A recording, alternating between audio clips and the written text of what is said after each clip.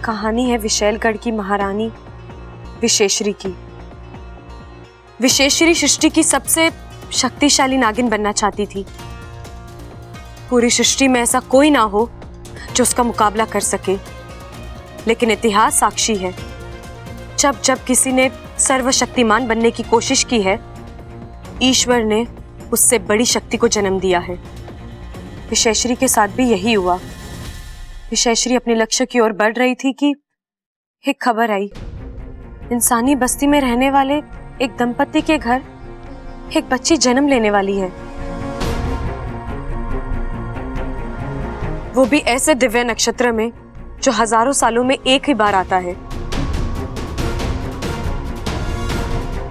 इस नक्षत्र के प्रभाव से वो बच्ची सृष्टि की सबसे शक्तिशाली, सबसे भाग्यशाली बच्ची बनेगी, जिसकी सबसे बड़ी ताकत होगी उसकी अच्छाई।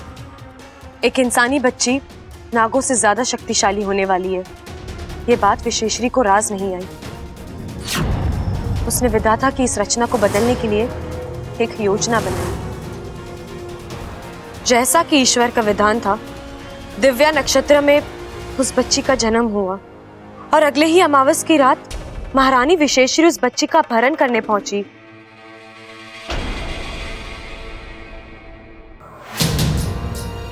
वो भविष्यवाणी सही थी। ये बच्ची वाकई में अद्भुत और दिव्य बच्ची लग रही है। ये पैदा भले ही इंसानी बस्ती में हुई हो, लेकिन पलेगी बढ़ेगी विशैलगढ़ में एक नागिन बनके।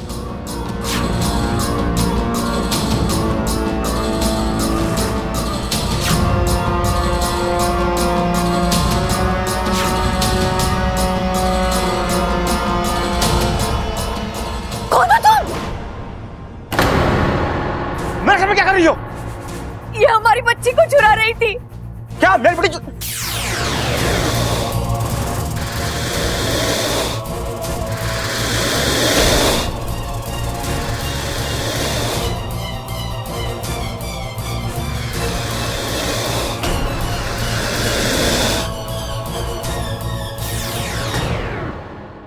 और महारानी विशेश्वरी उस बच्ची को विशैलगढ़ ले आई। उन्होंने ठान ली कि वो उस बच्ची को विशैलगढ़ की ताकत बनाएगी और नाग आत्मीकरण प्रक्रिया शुरू हो चुकी थी। लेकिन ये क्रिया विशैलगढ़ के नियमों के विरुद्ध थी। नागों के एक झुंड ने इस पर आपत्ति जताई। वो महारानी का विरोध करने पहुंचे। रुक जाइए महारानी जी, क्या कर रही हैं आप? ऐसा अनर्थ मत कीजिए। विशेश्वरी का जहर और विशेश्वरी का फैसला आज तक ना कोई काट पाया है ना कोई काट पाएगा। ये लड़की विशैलगढ़ में ही रहेगी और नागिन बनेगी। नमो देव्य नाग देव्य तक्षकाय सतंत्र नमः प्रहतः समिताम। नमो देव्य नाग देव्य तक्षकाय सतंत्र नमो देव्य नाग देव्य भाग सिपली, भाग।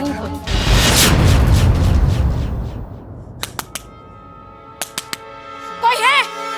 महारानी। अरे देख क्या रहे हो खड़े खड़े? अरे वो बच्ची को लेके भागे हैं, खत्म कर दो उनको। बच्चा मेरे को दे दे। रुक जा, रुक जा। छोड़ मुझे, छोड़ बच्ची को, छोड़ दो।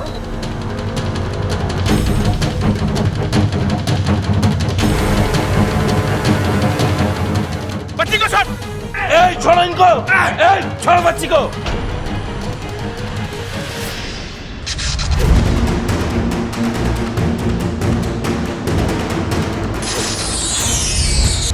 शशु, सुपली, जल्दी चलो, जल्दी कर। वो फिर से उस बच्ची को उसके माँ बाप से मिलवाना चाहते थे, लेकिन तब तक काफी देर हो चुकी थी। बच्ची इच्छाधारी नागिन बन चुकी थी। अब उसे फिर से इंसान बनाना तभी संभव था जब वो 21 साल की हो जाए। अब 21 साल तक इंतजार करना था। ऐसे में नागिन बनी उस बच्ची को ना इंसानी बस्ती में भेज सकते थे, ना उसे लेकर विशैलगढ़ वापस जा सकते थे।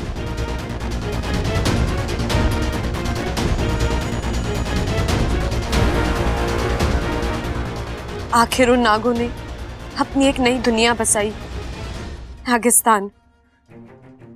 तभी से नागिस्तान और विशैलगढ़ की दुश्मनी चलती आ रही है। विशैलगढ़ वासियों को आज तक पता नहीं है कि नागिस्तान आखिर है कहाँ। वो बच्ची आज भी नागिस्तान में नागिस्तान के नागों के साथ पल बढ़ रही है, और उस अभागी लड़की का नाम है इच्छा।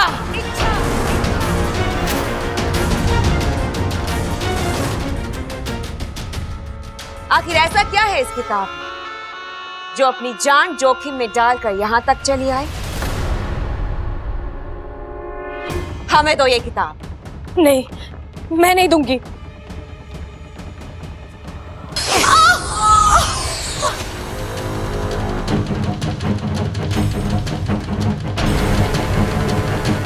जल्दी से पढ़ो विचप्रीत, ऐसा है क्या इस किताब में? देखो, मैं यहाँ तुमसे लड़ने नहीं आई हूँ। मुझे बस ये किताब वापस दे दो। मुझे इस किताब का आखिरी पन्ना पढ़ना है, फिर मैं खुद यहाँ से चली जाऊंगी। यहाँ ना गाते तो अपनी मर्जी से, लेकिन जाते हमारी मर्जी से। तुम यहाँ से जिंदा वापस कभी नहीं जा पाओगी इच्छा। तुम यहाँ से जाओगी तो सिर्फ पाताल में।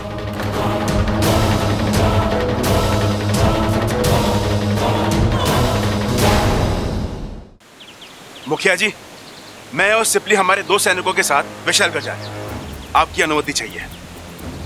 शेषु, विशैलगढ़ जैसी जगह 1-2 सैनिकों के साथ जाना खतरे से खाली नहीं है। हम अपनी सेना को आदेश देकर। इतना वक्त नहीं है हमारे पास मुखिया जी। इच्छा पहले ही वहां पहुंच चुकी है। इससे पहले कि उसकी जान को कोई नुकसान हो, हमें वहां पहुंचना होगा। आपको हमारी काबिलियत पर कोई शक तो नहीं है ना? कतई नहीं, बल्कि तुम जैसे जाबाज नाग ही नागिस्तान की असली ताकत हैं। अब वक्त आ गया है कि हम विशैलगढ़ को अपनी ताकत का परिचय दें। हम भी चलेंगे तुम्हारे साथ। चलो फिर विशैलगढ़ की ओर बढ़ें। जय नागोमी देव! जय नागोमी देव!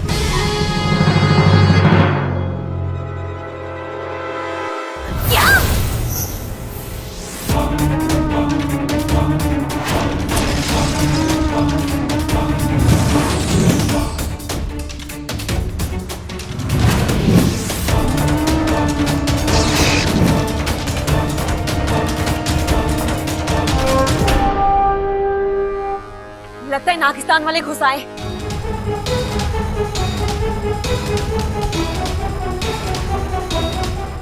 इच्छा, किताब छोड़ो।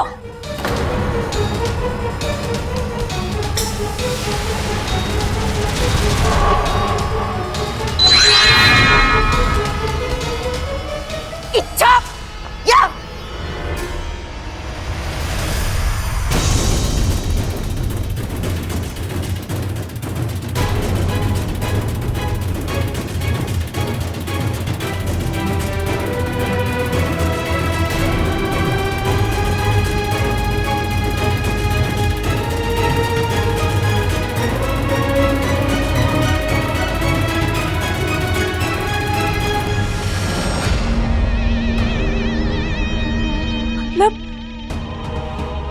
मतलब वो बच्ची, वो मैं ही हूँ। सही पहचाना तूने इच्छा।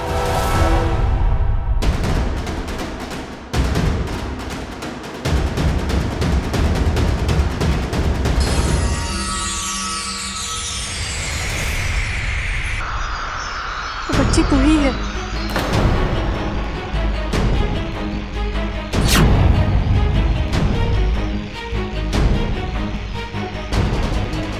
महारानी विशेश्वरी ने खुद इस राज को इस किताब में बंद कर रखा था और कहा था कि यह किताब तुम्हारे अलावा कभी कोई नहीं खोल पाएगा।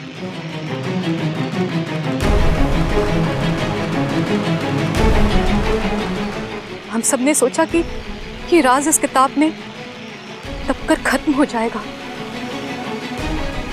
पर आज आपने मुझे इस बारे में कभी कुछ नहीं बताया। मैंने इस किताब में पढ़ा है इच्छा ही वो बच्ची है जिसकी वजह से विशैलगढ़ के 2 हिस्से हुए थे। इसी की वजह से नागिस्तान बना था और इसी की वजह से विशैलगढ़ की दहशत कम हो गई थी।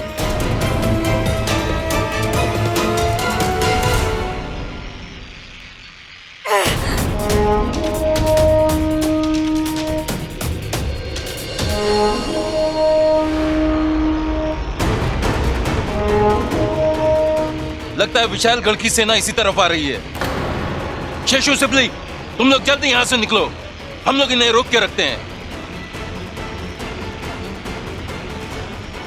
चल चल। गुरुजी, अब हमें भी यहां से निकलना चाहिए।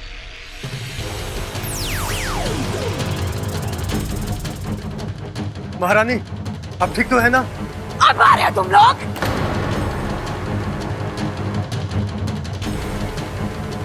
अच्छा, अब हम तुम्हें नहीं छोड़ेंगे, नहीं छोड़ेंगे हम तुम्हें।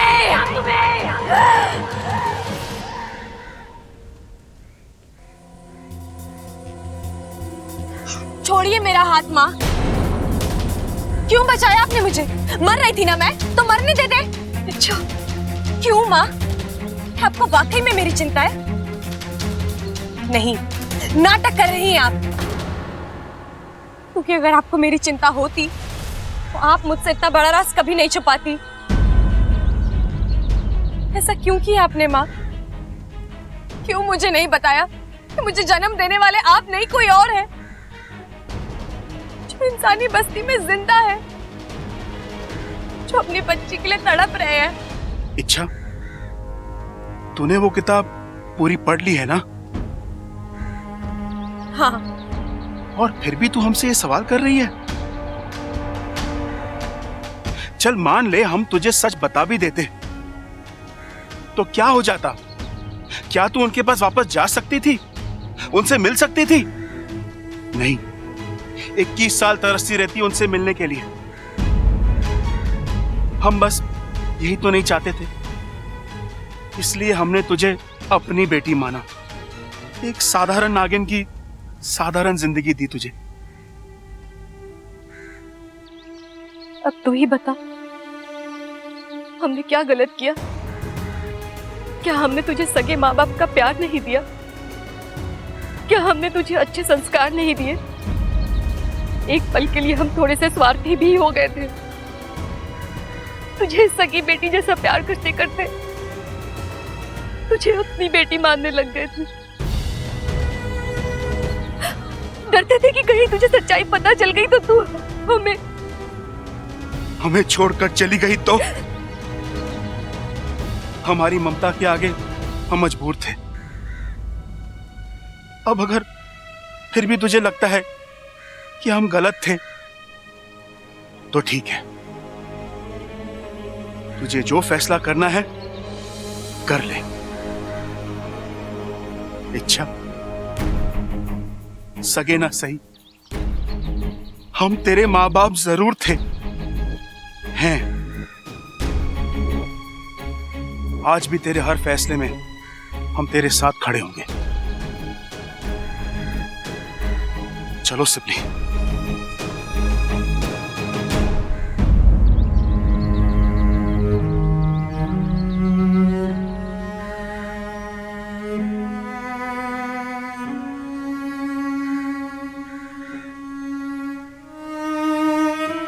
रुक जाइए।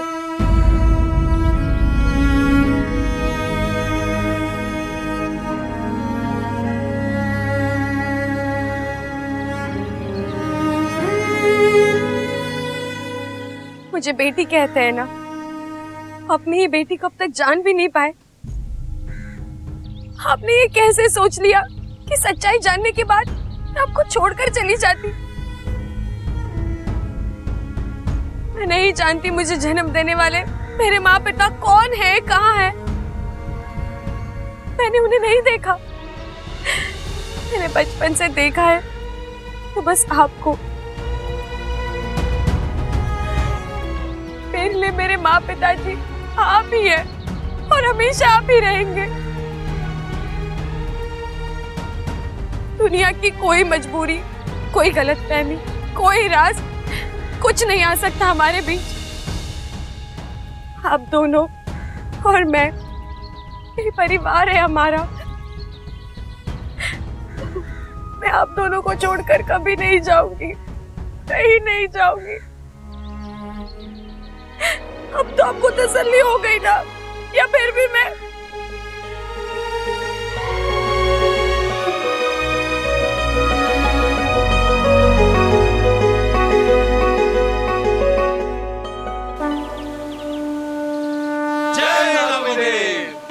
आज का दिन नागिस्तान के लिए किसी त्योहार से कम नहीं है।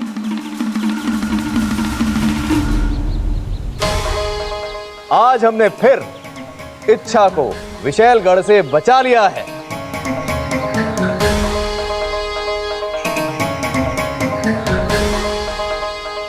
एक बात का हमें ख्याल रखना है, विशालगढ़ इस हार को कभी नहीं भूलेगा। वो लौटकर हम पर हमला करेगा, तब हमें इसी एकता के साथ उनका सामना करना है। करेंगे मुखिया जी, जरूर करेंगे। गुरुजी, मैंने अपनी जिंदगी में कभी भगवान को नहीं देखा,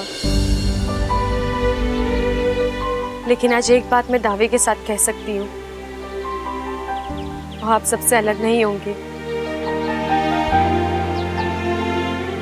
मेरे लिए इतना कुछ किया है आप लोगों ने, इतने सारे एहसान।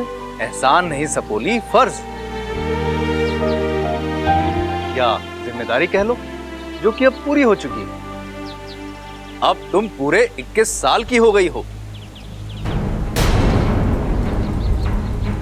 आज से 21 साल पहले तुम्हें जबरदस्ती इंसान से इच्छाधारी नागिन बना दिया गया था। तुमसे इंसानों की तरह जीने के अधिकार छीन लिए गए थे। आज वो अधिकार मैं तुम्हें वापस कर सकता हूं।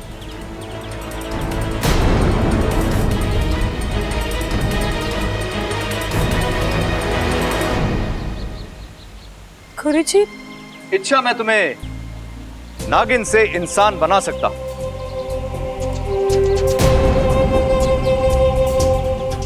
बस एक छोटी सी विधि और तुम 100% इंसान बन जाओगी। फिर इंसानी बस्ती में तुम्हारा घर होगा, इंसानी खुशियां होंगी, सुख दुख होंगे। तुम एक खुशहाल जिंदगी जी सकती हो, अपने प्यार के साथ, अपने बबल के साथ।